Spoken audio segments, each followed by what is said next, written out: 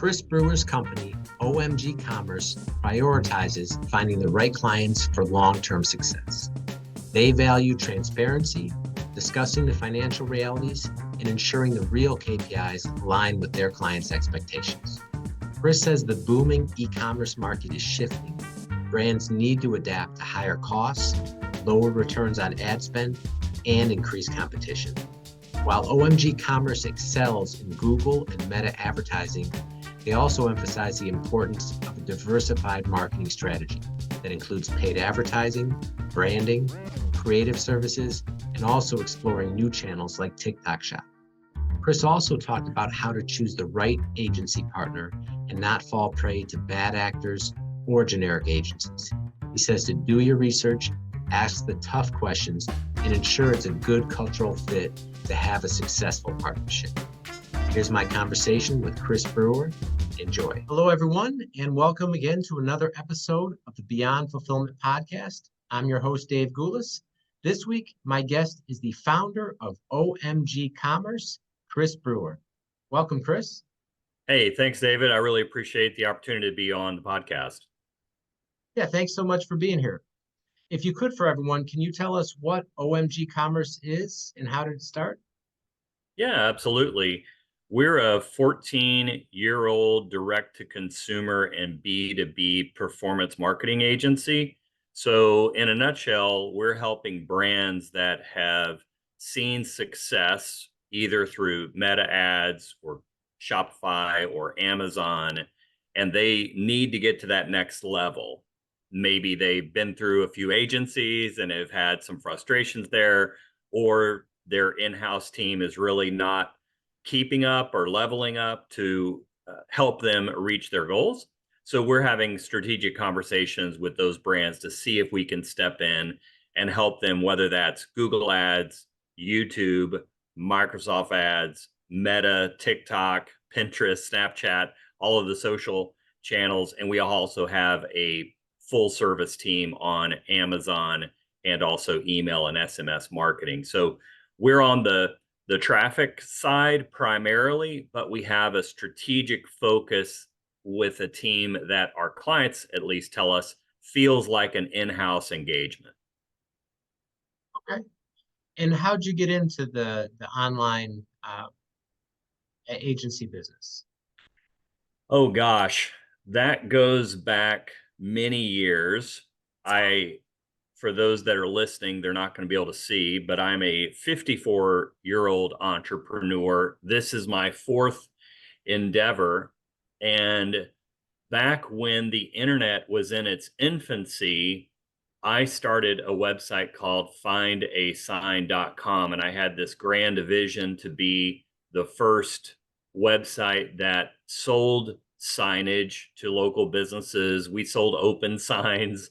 We sold neon signs, we sold all kinds of signage, but also handle outdoor advertising needs. So we would pair up people that had billboards or signage, and we would help connect those owners with kind of a brokerage service. So thus the find a sign. So you could find a sign for a business, or you could find a sign for marketing of your business. So those are the things that got me started. And because I was in that field, I had to learn Google Ads. And so this was back when you could run Google Ads for 5 and 10 cent clicks. And so it was the very early part of the agency world. And that's how I kind of got into digital marketing back then, was with my first internet website, ended up selling that business, and that proceeded into a couple other business efforts. And then 14 years ago, Brett Curry, our co-founder, and I started what was then Online Marketing Giant. That was too much of a mouthful, so people just started abbreviating it to OMG, and that's where OMG Commerce came from. Ah, okay. So company was founded in 2010, and that's just after the advent of social media. So, how was the agency? Because like today, feels like there's a million agencies out there. Yeah. How has the agency business changed since 2010 up until now? Oh gosh, it is it's changed a ton, for sure. I've seen all of it because I've also run a direct mail agency for a time. I had that going. The out of home advertising, had another failed effort within the kind of a brokerage space. So the I say another failed effort. That was my only failed effort. But the the interesting thing that I've seen shift is it's been really things have shifted as Google and Facebook have progressed. So there's become, I would say, there's a perception that there's less reliance on agencies as, especially in recent history, the AI tools and things like that have come out. There's a lot more automation and smart processes going on. And that really concerned a lot of agency owners when they saw those things coming out, because there was a perception that agencies are going to be a thing of the past and business owners are just going to be able to do this themselves or hire their own in house teams. I still believe it's going to get there at some point, but right now, I think that there is a big place for agencies because most brand owners and business owners just simply don't have the time or the focus to learn the levels of automation or even implement the AI tools that agencies would. And so there's a real need for those strategic minds that are seeing the data. We manage millions and millions of dollars to spend every year. That's a lot of data points versus a brand that may only be spending $50,000 a month or less than half a million a year potentially. So that's what I've seen change, at least most recently. I think the glory years of at least direct to consumer agency business thriving through COVID and post COVID is kind of waning, but there is still a lot of places for agencies to come in and help direct to consumer and B2B brands that have an e-commerce presence to really thrive and have that kind of strategic expertise that they really need, to both educate their in-house teams and do the things that their in-house team are not capable, or qualified to do. Okay. And there's so many agencies out there, and for someone that's maybe not an expert or not familiar with the field, it can be daunting, and oftentimes it'll be hard to differentiate who's better or who has what Oh yeah. capabilities. What sets you apart from other agencies? Well, before I answer the what sets me apart, I would just speak to those that are out there that have had maybe a negative experience with an agency before. And I see this sometimes in forums and chat rooms. There's always this group of folks that just seems to have had a run of like bad luck, which then to them it fits a narrative that, hey, agencies are terrible. They're just going to, do all this work in the beginning and then kind of try to set it and forget it. But what I've usually found is those brands did not do enough due diligence on the front end. They didn't talk to enough of that agency's clients, both past and present. They didn't do a review check on Clutch, for instance. Clutch.co, I think, is what the site is for agency reviews, which are verified reviews. That'd be a good link to put in the podcast notes. And so what happens is they just like a founder and they like what someone's told them, and then they give the keys to their kingdom over, and then they find they're disappointed. So the first thing I would say is that brands and businesses need to do a lot more due diligence. And then I would keep your process to 2 or 3 agencies that maybe you're pitching your project to, rather than trying to find 5 to 7, because you're just going to get lost in all the details there. In terms of what sets us apart, one, it's our 14 years of serving the community of entrepreneurs that are out there in e-commerce. It is the strength of our team. If folks look at our Glassdoor reviews, for instance, of what our own team says about our company and our culture, that's a big thing. There's there's something to be said for stable environments and the strength of the team. I have several people on my team that hold MBAs. I have others that have over 10 years of experience in Google Ads, for instance. And I think that's a differentiating factor. I talk with a lot of brands that come in and say, man, it was great at the beginning, but then after we had our talks with the owner, we were kind of like underwhelmed when we met our team. Like it was clear they didn't have a lot of experience. And by then you're signed up for at least a 3 or 4 month minimum, and it's tough. What we focus on is having a great conversation with someone like me, maybe on the front end. But I tell people all the time, hey, the folks you're going to talk to after this call are way smarter than me, way more educated than me. And that's proven out. And so that's why I think that clients tell us that it feels like an in-house relationship because of the level of collaboration and the proactivity. That's another reason we don't lose clients like other agencies do, because we're proactive in confronting the challenges that brands have today with higher cost per acquisition, lower returns on ad spend. How are we going to navigate those things?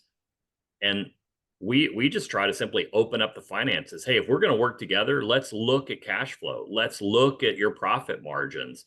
Let's talk about this. Let's not just worry about the agency fee and what we're doing with your Google ads.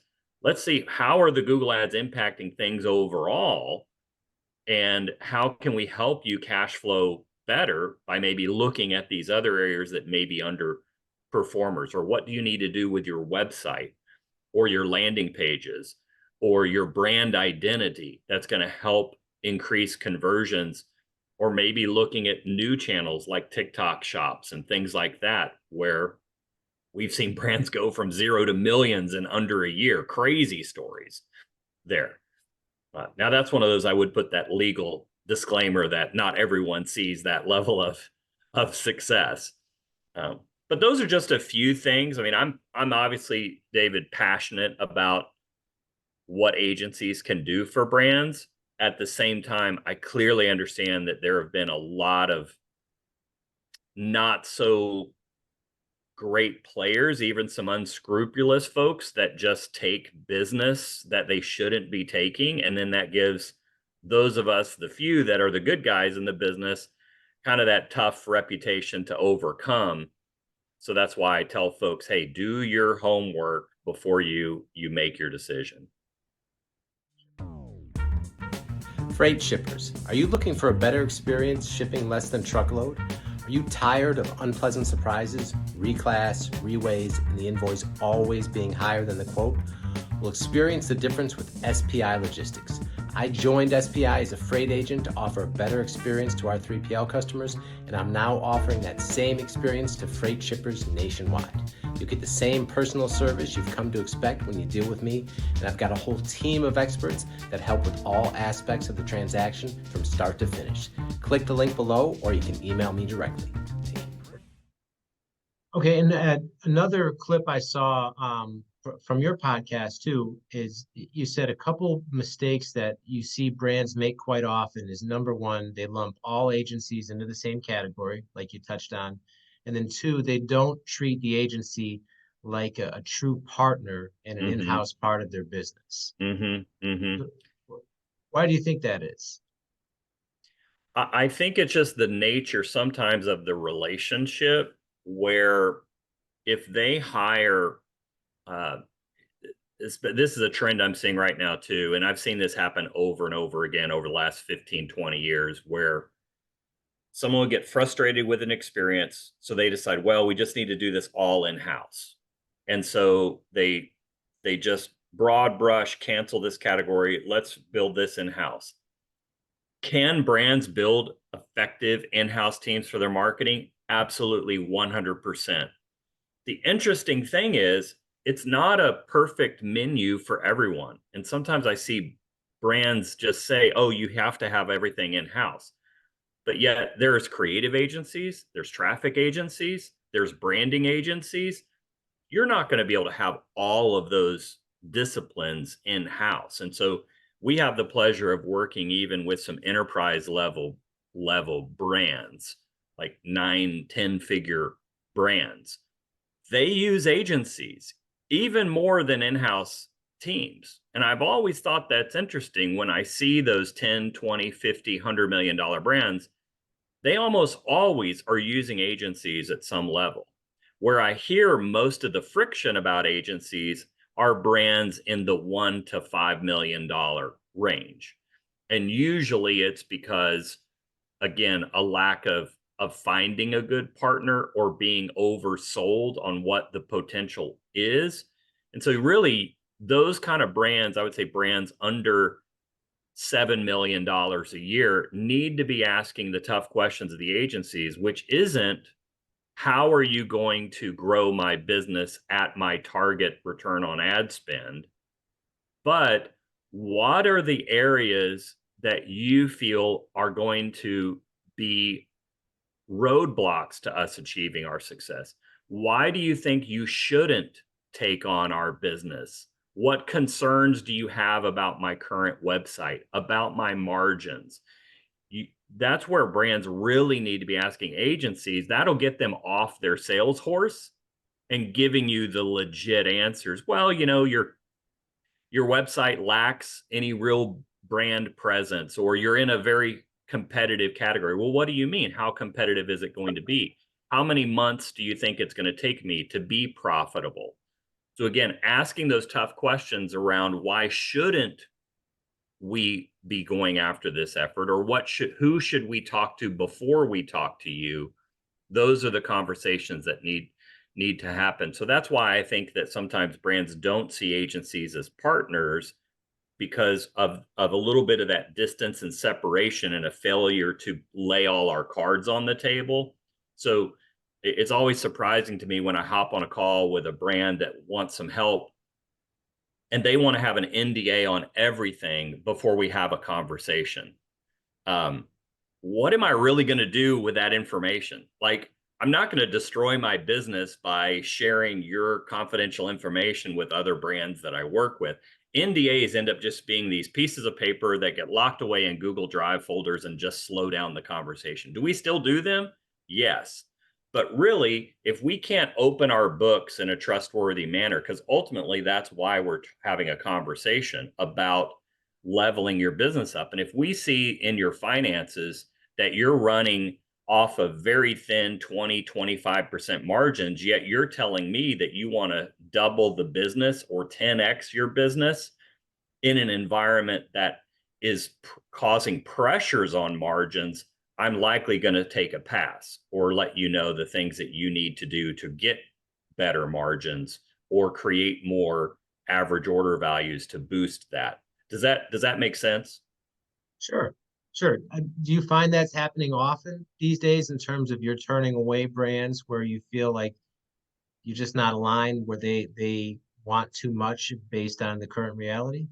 They either want too much or they just don't have the right information, or they've been misled potentially by others. I had a call just before this one with a pet brand, and they were a brand that was relying on organic traffic, and Google made some organic SEO types of changes. They lost 80% of their revenue in 3 months with the lack of organic traffic, and they didn't have their Shopify site really set up to recover that, and their Amazon sales suffered as a result of the organic loss as well. And in that case, I had a lovely conversation with the brand owner, and she had under $50,000 in capital to deploy.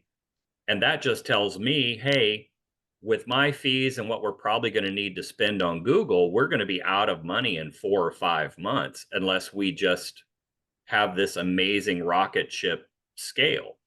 And so then my tactic from there is to transition and go to areas where, for a low dollar amount, where can she go? Probably working with influencers, probably TikTok shops, and then introducing her to the people that can help her at that level up, and then down the road we can have that conversation. So that's the way I try to treat situations like that. But it is a very much more pressure cooker environment for brands where margins are squeezed and yet they want to get new audiences. So I just think it's a cycle, it's a business cycle.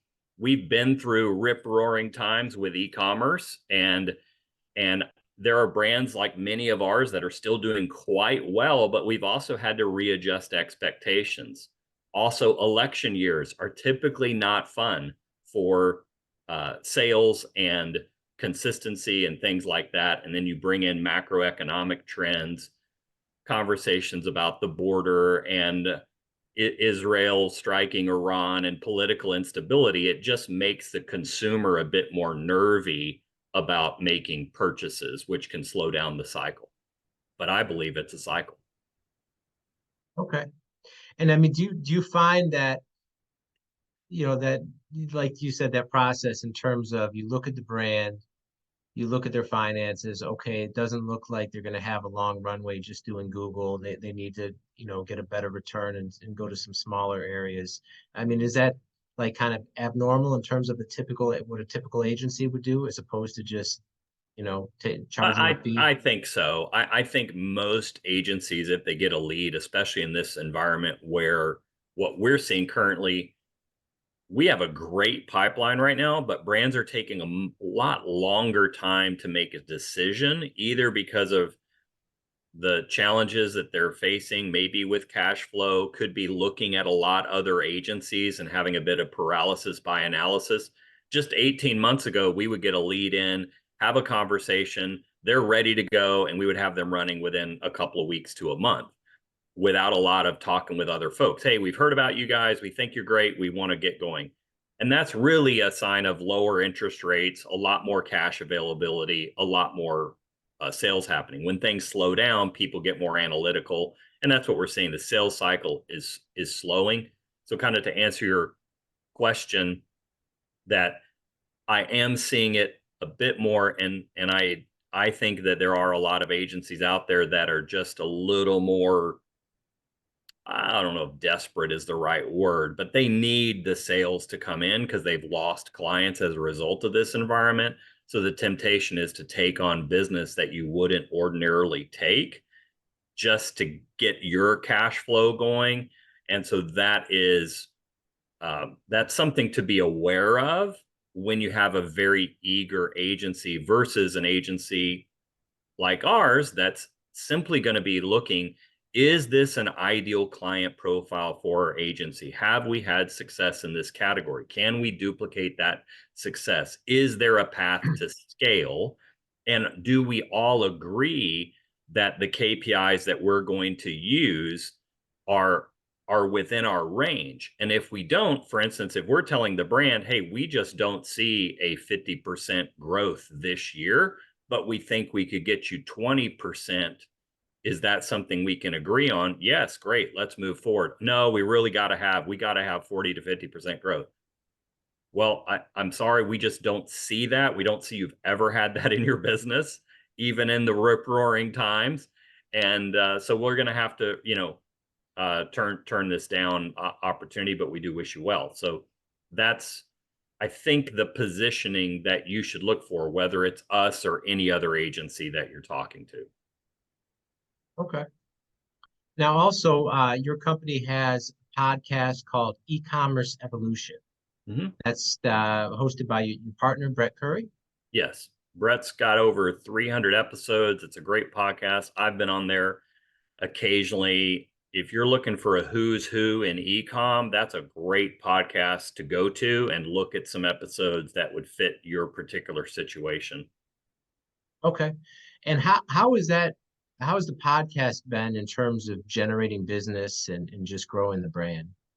I don't know. Occasionally we'll have somebody that comes in, but I don't know that it's a true driver other than a credibility thing. Because we'll have people talk to us, oh, by the way, I listen to your podcast. I love it. Or I've been listening to your podcast for years. And so it's a trust, it's a credibility thing. I think in most cases, podcasts are going to function like that. I mean, we are a definite top 5 or top 10 podcast out there in terms of our industry and our niche that we're in. And so we have a lot of recognition there, but I would say it's one of the lowest direct generators of business. What brings business to us a whole lot more is one, our reputation that we have if people research us, to just the referrals that we get from industry heavyweights, other trusted people in the industry like Ezra Firestone and the Smart Marketer Company. And I could mention others. Our own clients are referring us business. So that's where most of it comes from. And then we do events. We just finished a YouTube event out in Los Angeles. It's the third time Google has invited us to present at their offices, YouTube offices in LA. Actually, uh, oh gosh, what's the little? It's a suburb of LA where they're located. But we just had about 60 brands that came to that, some very large brands, and that's a great place for us to obviously tout our expertise in that environment. So events can also bring us the right kind of clients as well. Okay. And with all you've done and the success you've had over the past 14 years, I mean, what's next for OMG? Oh, that's a great question, David. What's next for us is we're actually looking to acquire some other agencies to help beef up our team and also add some services that we don't offer directly.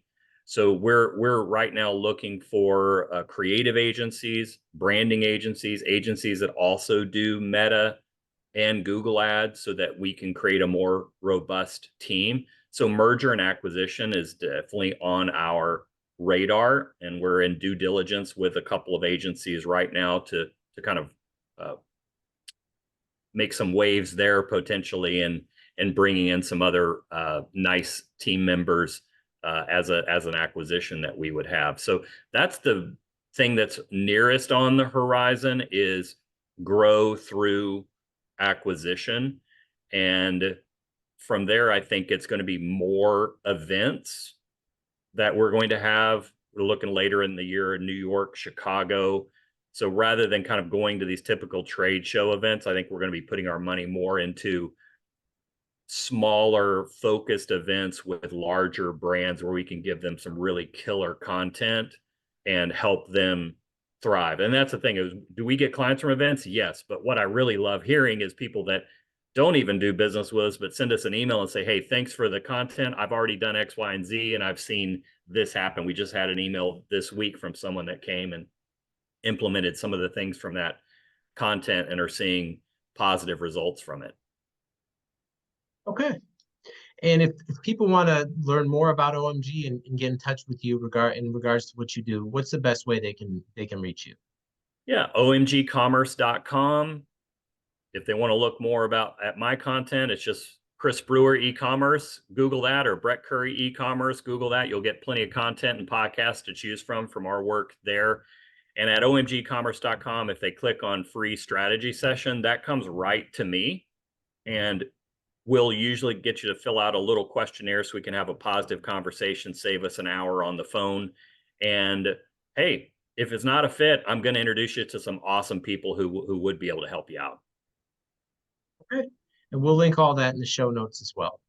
All right. Well, Fantastic. yeah. Thank you so much for being here, Chris. Really appreciate it. That's all the time we have for now. We will see you next time.